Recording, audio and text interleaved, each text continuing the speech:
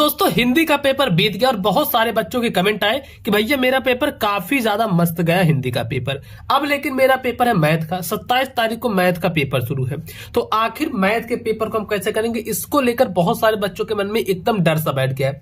पहली चीज ये है कि आपको अपने मन से डर निकालना होगा कि मेरा पेपर चाहे जैसा गया, हिंदी का अच्छा गया हो खराब गया हो, लेकिन हाँ उसके बाद जो मैथ का पेपर आता है, मैथ का पेपर मेरा बेस्ट जाएगा। हिंदी का पेपर लगभग 99% स्टूडेंट्स का बिल्कुल अच्छा गया है, क्योंकि मेरे पास बहुत सारे बच्चों के कमेंट आ चुके कि भैया मेरा पेपर अच्छा गया। वैसे आपका मैथ का पेपर भी अच्छा जाएगा, जो मैं बताया था उसी टाइप के क्वेश्चंस आए थे। तो देखो मैथ में भी आपका ऐसा ही रहने वाला है, ठीक है।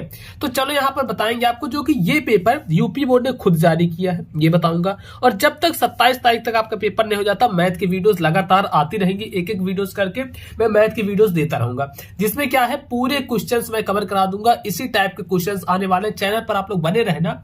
बस जितने क्वेश्चन बताऊंगा उतने ही क्वेश्चन तैयार करके चले जाना है, उससे बाहर कुछ भी मैथ में नहीं आने वाला है। सारे फॉर्मूला, सारी जितनी भी चीजें हैं जो मैं बताऊंगा वही आएगा। तो देखो यहाँ पे हम शुरू करते हैं। विषय क्या दिया गया, गणित यहाँ पर लिखा है। समय है 3 घंटे 15 मिनट का समय मिल रहा है। पूर्णांक है 70 नंबर का। निर्देश जो दिया गया, प्रारंभ के 15 मिनट परीक्षार्थियों को प्रश्न पत्र पढ़ने के लिए निर्धारित है। उसके बाद देखो कुछ सामान्य निर्देश है, जिसका पहला है कि सभी प्रश्न अनिवार्य हैं। फिर दूसरा है इस प्रश्न पत्र के 2 खंड हैं। तीसरा नंबर है खंड अ में 20 अंक के 20 बहुविकल्पी प्रश्न हैं, जिनके उत्तर ओएमआर शीट पर देने हैं, ठीक। फिर उसके बाद चौथा नंबर आता है ओएमआर पर उत्तर अंकित किए जाने के पश्चात उसे काट तथा इरेज नहीं, व्हाइटनर का प्रयोग नहीं कर सकते। तो देखो क्या है कि बहुत सारे बच्चे सोचते हैं कि मेरा अगर से गलत हो गया है ओएमआर में तो उसको हम दोबारा से कर सकते हैं क्या, तो ऐसा नहीं होता है, दोबारा से आप उसको नहीं कर सकते हो। तो ये चीजें ध्यान रखना। अब चलो आगे देखते हैं। आगे जो हमारा है नेक्स्ट चौथा नंबर, वो देखो ओएमआर पर उत्तर, ये वाला हो गया। पांचवा नंबर है, पांचवा नंबर क्या है, पांचवा नंबर है कि दूसरा खंड बा में 50 अंक के वर्णात्मक प्रश्न दिए गए हैं, ठीक। उसके बाद देखते हैं आगे है छठवां नंबर, जो कि इस खंड में कुल 5 प्रश्न हैं और प्रत्येक प्रश्न के प्रारंभ में स्पष्टता लिखा गया उसके कितने खंड करने हैं। फिर प्रश्न पत्र, प्रश्नों के अंक उसके सम्मुख लिखे गए हैं। तो ये सब चीजें इसमें की गई हैं। अब देखो क्या है, प्रथम प्रश्न से आरंभ कीजिए और अंत तक करते जाइए, उस पर समय मत नष्ट कीजिए। तो देखो खंड आ है, खंड आ का बहुविकल्पी प्रश्न से शुरू करेंगे और मैं अभी ऐसे डायरेक्ट इसके आंसर बताते चल रहा हूं। अब जो और से नेक्स्ट वीडियोस आएंगे उनमें पूरा सॉल्व करके बताऊंगा अच्छे से, आधे आधे 1-1 घंटे की वीडियो आपके लिए रहेगी, तो उनको देखना बिल्कुल मत भूलना। इसमें जितने क्वेश्चन है उनके सॉल्यूशन आप देखते चलो। इसमें कह रहा है कि किन्हीं दो संख्याओं का एलसीएम 60 है, किन्हीं दो संख्याओं का एलसीएम 60 है, तो एचसीएफ 3 है, एलसीएम 60 और एचसीएफ क्या है 3 है, और एक संख्या 12 है, तो एक दूसरी संख्या होगी। एक दूसरी संख्या क्या हो जाएगी दोस्तों, ये हमें बताना है। 20 होगी या फिर 15 होगी या फिर 180 होगी या फिर 36 होगी। तो इसका करेक्ट आंसर क्या हो जाएगा दोस्तों, इसका करेक्ट आंसर बताना है।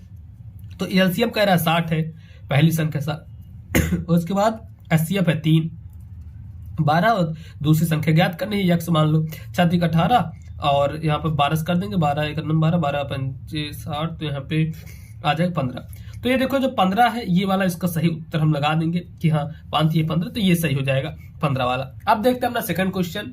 देखो हमारा सेकंड नंबर जो क्वेश्चन है वो है एक शून्योत्तर परिमेय संख्या और एक अपरिमेय संख्या का गुणनफल होता है। एक शून्योत्तर परिमेय संख्या और एक अपरिमेय संख्या का गुणनफल क्या होता है। अगर हम एक शून्योत्तर परिमेय संख्या देखें और एक अपरिमेय संख्या देखें तो इसका जो गुणनफल सदैव अपरिमेय ही होगा। तीसरा नंबर क्वेश्चन है रेखा युग्म समीकरण। जो रेखा युग्म समीकरण है x प्लस 2y माइनस 5 बराबर 0, 4x प्लस 8y माइनस 20 बराबर 0। इसमें पूछ रहा है कि इसमें क्या होगा, केवल एक अद्वितीय हल होगा या फिर अपरिमित रूप से अनेक हल होंगे या फिर कोई हल नहीं होगा या फिर 2 हल होंगे। तो इसका हमें बताना है। तो देखो इसको करेंगे तो सब बराबर आएगा, ये संपाती होगा। और संपाती क्या है, जिसके अनेक हल होते हैं, कौन सा होगा बताओगा, संपाती आ रहा है तो संपाती में क्या रहना चाहिए, इसमें कौन सा से हो जाएगा, संपाती में अपरिमित रूप से अनेक हल होंगे, ये वाला बिल्कुल ही सही रहेगा, इस पर टिक लगा देंगे। अब आता है हमारा देखो चौथा नंबर क्वेश्चन। चौथा नंबर जो क्वेश्चन है वो यह है कि वह सबसे बड़ी संख्या जिससे 70 और 125 को विभाजित करने पर क्रमशः 5 और 8 प्राप्त होता है। जिससे 5 और 8 प्राप्त होता है वह सबसे बड़ी हमको संख्या बतानी है, और वह संख्या कैसी होनी चाहिए, वह सबसे बड़ी संख्या होनी चाहिए। ठीक, तो ये हमारा कौन सा होगा, 13 से ये वाला बिल्कुल ही सही हो जाएगा। इसको क्या आएगा, किसमें कहा गया था वह सबसे बड़ी संख्या ज्ञात करनी है, जिससे 70 को विभाजित करने पर और 125 को विभाजित करने पर जो शेषफल बचे वो 5 बचे और 8 बचे। तो आप इसको करके देख सकते हो, 13 से इसमें करोगे तो। अब इसके बाद देखो नेक्स्ट हमारा 5वां नंबर, 3 के प्रथम 5 गुणजों का योग है। 3 के प्रथम 5 गुणजों का योग क्या होगा, प्रथम 5 गुणज मतलब 3, 3 दूनी 6, 3 त्रिका 9, 3 चौक 12, 3 पचे 15, ये 5 हो गए। इन सब का योग, इन सबको जोड़ देना है, इनका योग। अब योग देखो, इसको ऐसे निकालने पर क्या हो जाएगा, इसका योग निकालोगे तो जो एपी वाला है यस एन, आपको पता होगा एस एन बराबर क्या होता है, n/2 2a plus n-1 into D bracket में। इस पर अगर हम इसको सॉल्व करेंगे तो क्या आएगा, मैं इसको डायरेक्ट आपको सॉल्यूशन बता देता हूँ। इसमें आएगा 45 ये वाला। अभी देखो, अब ये तो अभी मैं मॉडल पेपर करवा रहा हूँ, इसके बाद जो नेक्स्ट करवाऊंगा ना उसमें बहुत सारी चीजें आपकी रहेंगी, काफी बढ़िया बढ़िया क्वेश्चंस रहेंगे, तो उसको देखना बिल्कुल भी मत भूलना। आपकी एकदम बेस्ट तरीके से तैयारी करवाई जा रही है। ये पेपर बहुत ज्यादा इंपॉर्टेंट है क्योंकि ये तो बोर्ड की तरफ से ही जारी हुआ है। इसमें कहा गया है कि द्विघात समीकरण 2x² माइनस 4x प्लस 3 बराबर 0 के बारे में निम्न कथनों पर विचार करना है, इनके बारे में हमें बताना है। तो ये देखो कौन सा इसमें सही होगा, दिए गए समीकरण के विविधकर 0 से कम है, नहीं, समीकरण के मूल वास्तविक हैं, तो ये बताओ कौन सा होगा। हाँ, इसको लगाते हैं। अब देखते हैं हमने 7वें नंबर क्वेश्चन पर। तो ये देखो इसमें ये वाला सही हो जाएगा, आप इसको ध्यान रखना, ये वाला। फिर 7वां नंबर क्वेश्चन जो कि है कि AOBC एक आयत है, AOBC एक आयत है। आयत मतलब कैसे रहेगा, आमने सामने की भुजा बराबर रहेगी, इस तरीके से होगा। अगर आयत है तो इस तरीके से रहेगा, ठीक है। जिसके 3 शीर्ष हैं, जिसके 3 शीर्ष इस तरीके से हैं, जैसे पहला शीर्ष मान लो दे दिया 0,3, दूसरा दे दिया 0,0, तीसरा दे दिया 5,0। तो अब इसका विकर्ण ज्ञात करना है, उसके बाद आप इसको निकाल लेना और इसको निकालने के बाद इसका विकर्ण ज्ञात करना है। तो इसको कैसे करोगे, एक सूत्र होता है, उस सूत्र के हिसाब से कर सकते हो। मैं आपको बता दूंगा, सारे क्वेश्चन बता दूंगा, सॉल्व करवाऊंगा। अभी मैं इसका आंसर बता दे रहा हूं। इसका हो गया 3rd वाला। अब आते हैं 8वां नंबर, यदि समीकरण x² प्लस के x माइनस 5/4 बराबर 0 का एक मूल 1/2 है तो k का मान ज्ञात करना है। इसमें हमें k का मान ज्ञात करना है। कैसे ज्ञात करोगे, जैसे यहाँ पर है x², तो x² है मतलब 1/2 x यहाँ पर रख दोगे, इसका स्क्वायर प्लस k और इस पे रख दोगे 1/2 माइनस 5/4 बराबर 0। इस तरीके से इसको हल करोगे तो आ जाएगा बिल्कुल आंसर। ठीक, ऐसे ही करना है। मैं आपको हर चीजें बता दूंगा, चिंता मत करना, सारे क्वेश्चंस मैं सॉल्व करवाऊंगा। कोई भी क्वेश्चन आपका छूटेगा नहीं बोर्ड एग्जाम के लिए, तो आप अभी से ही चैनल को सब्सक्राइब करके रखो। 9वां नंबर क्वेश्चन है, 2 त्रिभुज समरूप होते हैं। 2 त्रिभुज समरूप होते हैं, कैसे समरूप होते हैं, तो यदि इनके संगत कोण बराबर हो, हाँ बिल्कुल, यदि इनकी संगत भुजाएं एक ही अनुपात समानुपाती, हाँ, तो इसमें सही उत्तर कौन सा हो जाएगा, इसमें सही उत्तर हो जाएगा उपयुक्त दोनों। ये 3rd नंबर बिल्कुल ही सही हो जाएगा। अब आता है देखो 10वां नंबर क्वेश्चन स्टूडेंट्स। 10वां नंबर क्वेश्चन है कि यदि एक समकोण त्रिभुज ABC, यदि एक समकोण त्रिभुज ABC में कोण C बराबर 90 डिग्री है, कोण C बराबर 90 डिग्री है और AC बराबर 3 है, AC बराबर क्या है 3 है सेंटीमीटर और BC बराबर 4 सेंटीमीटर है, तो बिंदु C से जाने वाली मध्यिका का माप ज्ञात करना। बिंदु C से जाने वाली मध्यिका का माप ज्ञात करना है। अब इसका माप क्या हो जाएगा, तो देखो अगर इसका माप देखेंगे तो इसका माप होगा 2.5 सेंटीमीटर इसको हल करने पे। बाकी मैं फिर से बता देता हूँ, हल करना मैं पूरा बताऊंगा, चिंता मत करो, हर चीजें बताऊंगा, इसी चैनल पर रहेगा। अब देखो हमारा 11 नंबर क्वेश्चन। 11वां नंबर क्वेश्चन है जो कि यहाँ पर लिखा गया है, क्या है, यदि sine theta minus cos theta बराबर 1 है तो साइन की पावर 4 थीटा प्लस कॉस की पावर 4 थीटा का मान होगा। अगर साइन थीटा और कॉस थीटा का मान दिया गया है तो इसका मान क्या होगा, इसका हमें निकालना है। ये देखो काफी इजी क्वेश्चन है, ज्यादा हार्ड नहीं। इसका डायरेक्टली अगर हम आंसर देखें तो ये एक ही रहेगा, ठीक, एक आंसर सही होगा। इनका हल तो मैं फिर से बता रहा हूं, आपको बताऊंगा। फिर 12 नंबर क्वेश्चन है, साइन 2a बराबर 2 साइन a तब सत्य है। इन सब क्वेश्चन को करने के लिए इसका जो फॉर्मूला होता है वह आपको पता होना चाहिए। इसका जो सूत्र होता है ना मैथ में, वो सब सूत्र आपको पता होने चाहिए, तो आप लोग याद कर लेना, नहीं तो मैं सारे सूत्र एक वीडियो में बता दूंगा। सत्य है जबकि a किसके बराबर है, a किसके बराबर होगा। अब ये तभी सत्य होगा अगर a का मान 0 रहेगा, ठीक, थीटा का मान 0 रहेगा तभी सत्य होगा। अब आता है 13 नंबर क्वेश्चन जो कि है, यदि 4 tan थीटा बराबर 3 है तो यहाँ पर ये जो दिया गया है इसका बराबर होगा, ये किसके बराबर होगा, 4 sin theta minus cos theta बटे 4 sin theta plus cos theta, ये किसके बराबर होगा, ये किसके बराबर हो जाएगा दोस्तों। तो देखो इसके लिए आपको एक सूत्र लगाना पड़ेगा, जो कि सूत्र मैं बता दूंगा, ठीक है। ये सारे सूत्र मैं बताऊंगा, कोई दिक्कत मत लेना, सभी अच्छे से सॉल्व कराऊंगा। अभी आपको सिर्फ मैं मॉडल पेपर दिखा रहा हूँ कि हाँ इस तरीके से है, और उसके आंसर्स मैं बता दे रहा हूँ। तो इसमें देखो जो सही उत्तर हो जाएगा वह क्या रहेगा, तो इस 13वें का जो सही उत्तर होगा वह होगा 1/2। मैं इसको सॉल्व किया हूं, सब सॉल्व करके रखा हूं, तभी तो ऐसे आंसर पता है, ऐसे देखते वहां तो नहीं पता लग जाएगा ना। अब है 14 नंबर क्वेश्चन, 14 नंबर क्वेश्चन, जो कि है sec a plus tan a, sec a plus tan a, उसके बाद ब्रैकेट में है 1 माइनस साइन ए, 1 माइनस साइन ए का मान है, इसका मान क्या होगा, इसका मान बताना है। तो इसका मान दोस्तों क्या हो जाएगा, अगर इसको हम सॉल्व करेंगे, sec को लिख सकते हैं हम 1/cos, इतना लिख सकते हैं, प्लस tan को लिख सकते हैं sin a/cos a लिख सकते हैं, और इसको लिख सकते हैं, देखो ऐसे ही करना, 1 माइनस साइन है तो 1 माइनस साइन ए और बट्टे 1 कर देना। इसको अगर सॉल्व करेंगे तो सॉल्व करने के बाद जो हमारे पास आएगा आंसर, वो मैं आपको बता देता हूँ कितना आएगा। अगर इसको पूरा सॉल्व करेंगे तो जैसे cos स्क्वायर हो जाएगा, तो इसमें क्या बचेगा, सिर्फ ये बचेगा हमारा ये cos a, ठीक। ये चौथा नंबर बिल्कुल ही सही रहेगा। अब देखो इसके बाद आता है 15 नंबर क्वेश्चन, जो कि है यदि त्रिज्या r, त्रिज्या क्या है r सेंटीमीटर वाले एक वृत्त के त्रिज्यखंड का कोण थीटा अंश है, थीटा डिग्री है, तो क्या करना है, त्रिज्यखंड का क्षेत्रफल ज्ञात करना है। तो त्रिज्यखंड का क्षेत्रफल ज्ञात करना है, तो इसका क्षेत्रफल क्या होगा, पाई r स्क्वायर थीटा बटे 360, ये वाला सही रहेगा। अच्छा देखो जो जो मैंने आपको हिंदी में बताया था वो पूरा आया था। अब अगर ऐसे आपको मैथ में कोई दिक्कत हो रही हो, कहीं भी कोई परेशानी है, तो देखो 500 रुपए का जो कोर्स था उसकी प्राइस 49 रुपए है, और अभी आज के लिए, कल से प्राइस इसकी 99 रुपए हो जाएगी। तो आप लोग अभी ही इनरोल कर लेना, ठीक है ना, इस पर अभी ही ले लेना, क्योंकि अभी ही प्राइस है सिर्फ और सिर्फ 49 रुपए, नहीं तो ये 99 रुपए फिर से बढ़ जाएगी। तो आप लोगों को अभी ले लेना है। कैसे लोगे, इसके लिंक डिस्क्रिप्शन बॉक्स में दिया हूँ, कमेंट बॉक्स में भी दिया हूँ, या फिर इस नंबर पर जब आप मैसेज करोगे 7785053485, इस पर मैसेज करोगे तो आपके पास कोर्स की लिंक पहुंच जाएगी, वहां से ले लेना। और 49 रुपए में तो अभी जाकर ले लेना, नहीं तो ये 99 रुपए में हो जाएगी, ठीक है ना। इसमें से जितने क्वेश्चन रहेगा सारे क्वेश्चन के सॉल्यूशन इसी में पूरा चीजें रहेंगी, जो जो क्वेश्चन आपके आने हैं। फिर है नेक्स्ट क्वेश्चन, जो कि 16 नंबर।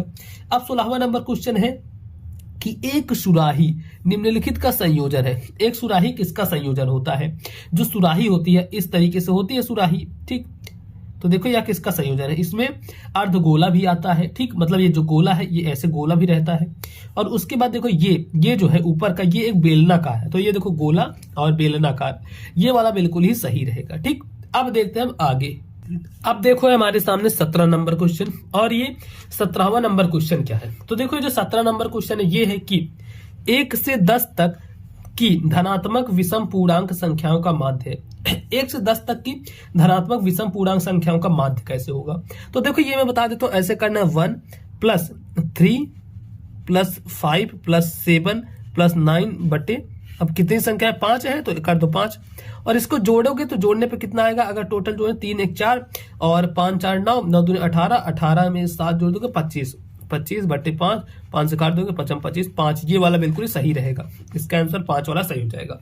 फिर आता है देखो हमारा 18 नंबर क्वेश्चन, जो कि 18 नंबर क्वेश्चन है आंकड़ों, जो आंकड़ा दिया गया है 13 15 16 17 19 20 की माध्यिका होगी। इसकी, इस आंकड़ों की माध्यिका क्या होगी, इसका हमें माध्यिका ज्ञात करना है। इसका माध्यिका बीज का ज्ञात करना, तो देखो अगर माध्यिका हमको ज्ञात करनी है तो बीज का ये दोनों ले लो, 16 17 इनको जोड़ लो, 100 32 33, 33 बटे 2 कर दो, 33 बटे 2 कर दिए, आ गए कहाँ गए, ये है 33 बटे 2, इस पर लगा दो, ठीक। अब आता है 19 नंबर क्वेश्चन, जो कि दिया गया है यदि कुछ प्रेक्षणों का माध्य 27 है, यदि कुछ प्रेक्षणों का माध्य क्या है 27 तथा बहुलक 45 है, बहुलक क्या है 45, तब माध्यिका होगी। तब माध्यिका हमें ज्ञात करनी है कि अगर इतना है तो माध्यिका कितनी होगी। 19 नंबर क्वेश्चन है, तो इसमें देखो इसका सही सही क्या हो जाएगा, यदि कुछ प्रेक्षणों का माध्य 27 है, बहुलक 45 है, तो इसकी माध्यिका क्या होगी। बहुलक बराबर आपने सूत्र देखा होगा, तो इसमें देखो बहुलक बराबर होता है 3 माध्यिका माइनस 2 माध्यक, तो बहुलक है यहाँ पर 45 और 3 गुणे माध्यिका ज्ञात करनी है, और माइनस 2 इंटू कितना है, ये माध्यक रहता है जो कि 27, और इसको सॉल्व करोगे तो यहाँ 45 है और 45 ऐसे कर देंगे, और यहाँ पर ये देखो 45 रहेगा, और इसको जोड़ेंगे, 2 2 4 4 हो जाएगा, यहाँ पे 5 मतलब 54, तो 45 54 हो जाएगा। तो इसको अगर पूरा देखो 45 हुआ और यहाँ पर हो जाएगा 54, और इसको अगर हम हल करेंगे 3x आ जाएगा। ठीक, 3x 5 4 9 5 4 9 99 बटे 3 3 3 33, ये जो सेकंड नंबर है बिल्कुल ही ये सही रहेगा। अब आता है 20वां नंबर क्वेश्चन, जो कि जब एक पासे को फेंका जाता है, जब एक पासे को फेंका जाता है तो 3 से छोटी एक विषम संख्या आने की प्रायिकता। तो 3 से छोटी एक विषम संख्या, कौन सी विषम संख्या आ सकती है अगर किसी हम पासे को फेंकते हैं, तो वो आ सकती है 1/6। ये वाला बिल्कुल ही सही रहेगा। अब देखो इसके बाद यहाँ पे आपका खत्म होता है 20 अंक के जितने भी ऑब्जेक्टिव आएंगे, 20 अंक के ऑब्जेक्टिव क्वेश्चन समाप्त होते हैं।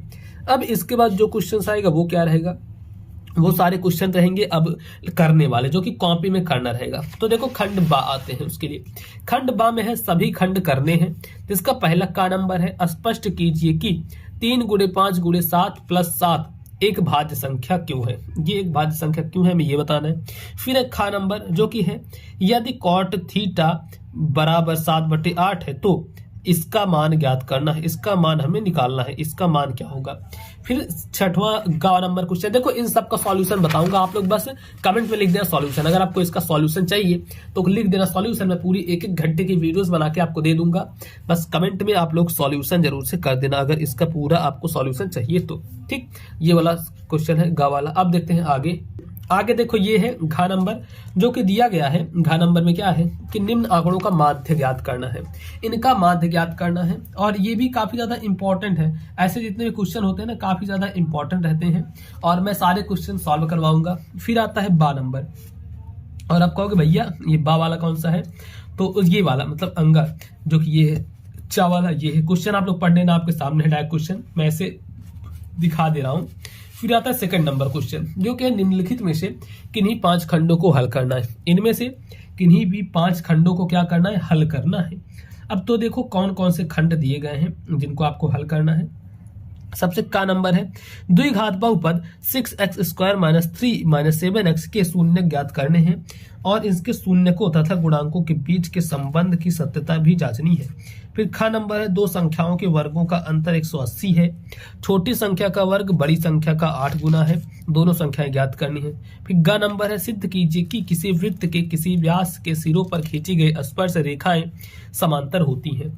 फिर उसके बाद आता है घ नंबर, जो कि है, सिद्ध कीजिए कि किसी बाह्य बिंदु से किसी वृत्त पर खींची गई स्पर्श रेखाओं के बीच का कोण स्पर्श रेखाओं को मिलाने वाले रेखाखंड द्वारा केंद्र पर अंतरित कोण का संपूरक होता है। देखो इस टाइप के ही क्वेश्चन आएंगे, क्योंकि बोर्ड ने ऑफिशियल जारी किया है, कोई वैसे ये नहीं है, तो इस टाइप के ही क्वेश्चन पेपर आएंगे। ठीक, तो अब देखते हैं हम आगे जो हमारा नेक्स्ट ये सारे क्वेश्चन दिए गए हैं, तो इन क्वेश्चन को भी आप पढ़ लेना।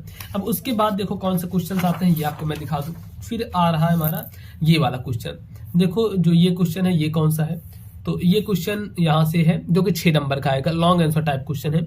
इन दोनों क्वेश्चन में से कोई सा भी एक क्वेश्चन करना रहेगा। काफी ज्यादा इजी क्वेश्चन है, मैं सारे क्वेश्चन आपके सॉल्व करवा दूंगा, कोई भी प्रश्न नहीं छूटेगा।